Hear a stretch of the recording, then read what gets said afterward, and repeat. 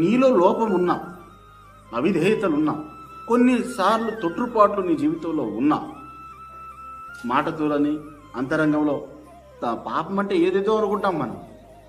ఎదుటివాడిని హృదయపూర్వకంగా ప్రేమించలేకపోవటం కూడా అన్ని పాపాల కంటే గొప్ప పాపం తెలుసా? ప్రేమ లేనివాడు నా వాడు కాదన్నాడు.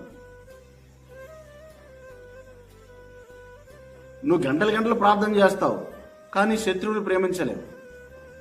బైబిల్ కనీసం 10 సార్లు చదువుతావు, కానీ బైబిల్ లేఖనాన్ని అనుసరించి శత్రువుని కూడా ప్రేమించాలనే విషయంలోకి వచ్చేప్పుడు నువ్వు ఫెయిల్ అవుతున్నావు. ఇప్పుడు చెప్పు, నువ్వు వాక్యానుసారంగానే ఉన్నావా, ఓడిపోతున్నావా? ఇదేం చెప్పట్లేదు.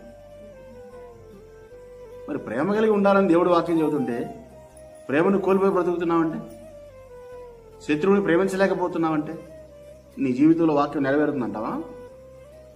నెరవేరుతుందా?